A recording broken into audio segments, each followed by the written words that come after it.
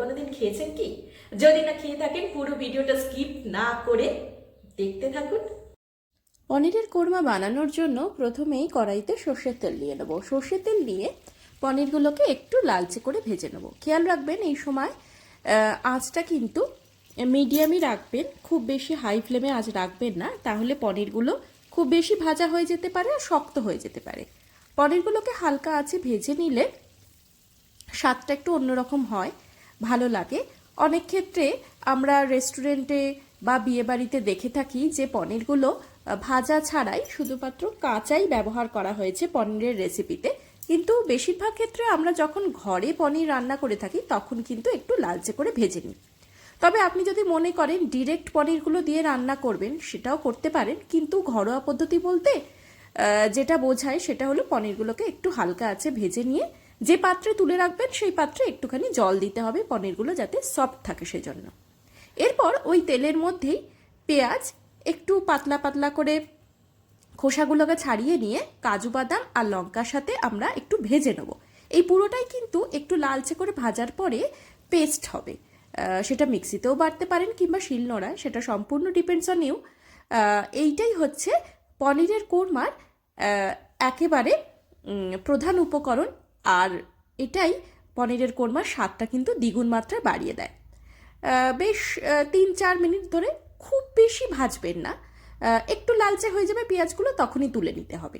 এরপর কড়াইতে ফোড়ন হিসেবে দিতে হবে তেজপাতা, দারচিনি, এলাচ আর জিরে, মানে গোটা গরম মশলা, এগুলোই আমরা ন্যাচারালি ব্যবহার করে থাকি, সেগুলো একটু দিয়ে দিতে হবে। আর অল্প একটু বাটার দিতে হবে। আসলে এই রেসিপিটা একটুখানি রেস্টুরেন্ট স্টাইল, সেই জন্য এর মধ্যে কিন্তু মাখনের ব্যবহার থাকবে। আর শেষে মানে নামানোর আগের মুহূর্তেও একটুখানি ঘি দিতে হবে। অনেকে বলতে পারেন যে ঘি মাখন একসাথে, তো এটাই না স্বাদটা একটু অন্যরকম হয়, একটু রেস্টুরেন্ট স্টাইল হয়ে থাকে। আমরা পনিরের ডালনা বা আলু ফুলকপি দিয়ে এসবগুলোর থেকে একটুখানি অন্যরকম করছি, সেই কারণে এই রেসিপিটায় কিন্তু ঘি মাখনের ব্যবহার আমি করেছি। কিন্তু আপনারা যদি একান্তই মনে করেন ঘি মাখন দেব না, ছাড়া করব, তাহলে করতে পারেন, অসুবিধা কিছু নেই। আর এই রেসিপিটায় কিন্তু হলুদ আর আলুর ব্যবহার হবে না। মশলাটা ভালো করে কষিয়ে নিয়ে তারপরে নুন, জিরে, ধনে গুঁড়ো দিয়ে দিতে হবে, আর অ্যাড করব টক দই। আচ্ছা, আর একটা কথা বলে রাখি, টক দই যখন দেবেন তখন কিন্তু আঁচ লোয়ের দিকে রাখবেন আর টক দইটাকে ভালো করে ফেটিয়ে তারপর দেবেন। মশলাটা বেশ ভালো করে কষানো হয়ে গেলে, বেশ ধরে ধরে যাবে, টাইট হয়ে যাবে মশলাটা, কালারটা একটু চেঞ্জ হয়ে যাবে, তখন আমরা জল শুদ্ধ যে পনিরটাকে রেখেছিলাম আলাদা পাত্রে, সব শুদ্ধ সেটা দিয়ে দেবো। জলটাও কিন্তু ফেলবেন না, একই সাথে দিয়ে দেবেন। জলের মধ্যে একটু পনিরের তেলগুলো লেগে থাকে, সেই জন্য সেই তেলটা গেলে অসুবিধা হবে না। পনিরটা দেওয়ার পরই একটু ঘি অ্যাড করতে হবে, করে ভালো করে ফুটিয়ে নিতে হবে প্রায় 7-8 মিনিট। দেখবেন বেশ গায়ে গায়ে লাগা লাগা হয়ে গেছে, বেশ ঘন হয়ে গেছে। তৈরি হয়ে গেল আমাদের পনিরের কোরমা। বাড়িতে গেস্ট আসলে নিঃসন্দেহে চোখ বুজে এটা করতে পারেন, কিংবা মুখে যখন একেবারেই রুচি নেই তখন এটা বানিয়ে ফেলুন। তাহলে বন্ধুরা, কেমন লাগলো পনিরের কোরমা?